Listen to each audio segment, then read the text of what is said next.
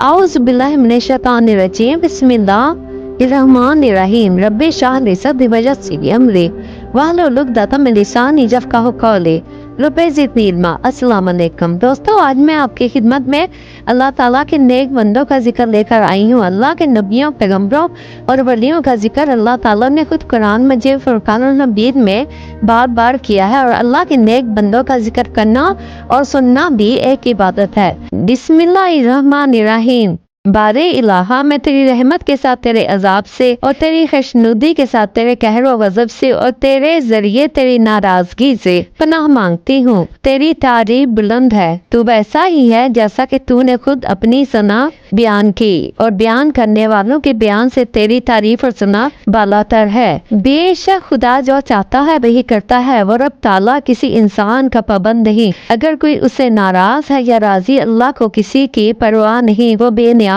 ہے۔ جو لوگ اللہ رب تعالیٰ سے بدگمانی کرتے ہیں کہ اللہ تو ہماری سنتا ہی نہیں، اللہ تو ہمارا کوئی کام کرتا ہی نہیں، وہ قطعی طور پر غلطی پر ہیں۔ ایسے لوگوں کے لیے اللہ نے فرمایا، جو شخص غصے میں یہ بدگمانی کرتا ہے کہ دنیا اور آخرت میں خدا اس کی ہرگز مدد نہیں کرے گا، تو اسے چاہیے کہ آسمان تک ایک رسی تاننے اور اپنے گلے میں پھانسی ڈال دے، پھر کاٹ دے تاکہ گھٹ کر مر جائے، پھر دیکھے کہ جو چیز اسے غصے میں لا رہی ہے اسے اس کی تدبیر دور دفع کر دیتی ہے یا نہیں۔ اور ہم نے اس قرآن کو یوں ہی واضح اور روشن نشانیاں بنا کر نازل کیا ہے، اور بے شک خدا جس کو چاہتا ہے ہدایت کرتا ہے۔ اللہ رب العزت نے جب اشرف المخلوقات کو تخلیق کیا تو اللہ تعالیٰ کو انسان کی ہر فطرت کا علم تھا کہ انسان کی جب خواہشات محنت کے باوجود پوری نہ ہوں گی تو وہ اللہ رب تعالیٰ سے بدگمان ہو جائے گا، یا ایسے شخص کو دیکھے گا کہ جو شیطان کی راہ پر چل رہا ہے اور اس کی ہر مراد اس کی مرضی کے مطابق پوری ہو رہی ہے، اور یہی وہ موقع ہے کہ انسان اللہ تعالیٰ سے بدگمان ہونا شروع ہو جاتا ہے۔ اور اللہ تو وہ ہے کہ جب وہ چاہتا ہے کہ ہو جا تو وہ ہو جاتا ہے۔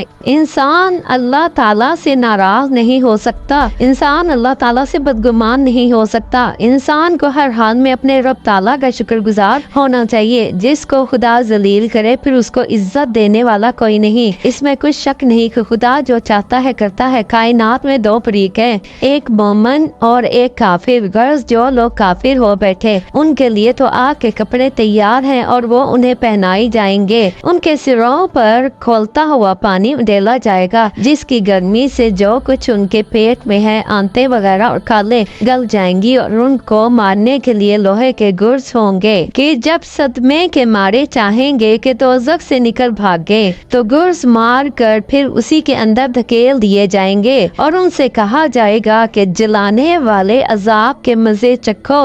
اور جو لوگ ایمان لائے اور انہوں نے اچھے اچھے کام کیے ان کو خدا بہشت کے ہرے بھرے باغوں میں داخل فرمائے گا جن کے نیچے نہریں جاری ہوں گی۔ انہیں وہاں سونے کے کنگن اور موتی کے ہاروں سے سنوارا جائے گا، اور ان کا لباس وہاں ریشمی ہوگا، اور یہ اس وجہ سے کہ دنیا میں انہیں اچھی بات کلمہ توحید کی ہدایت کی گئی تھی اور انہیں سزاوار حمد خدا کا راستہ دکھایا گیا تھا۔ اے میرے رب، بے شک میں تیری بارگاہ میں فقیر ہوں، تیرے عذاب سے خائف ہوں اور تیری پناہ مانگتی ہوں۔ اللہ اکبر۔ اللہ تعالیٰ ہم سب کو اپنے نیک اور برگزیدہ بندوں کے نقش قدم پر چلنے کی توفیق عطا فرمائے۔ اللہ تعالیٰ ہم سب کو حق و سچ کے ساتھ چلنے کی توفیق عطا فرمائے۔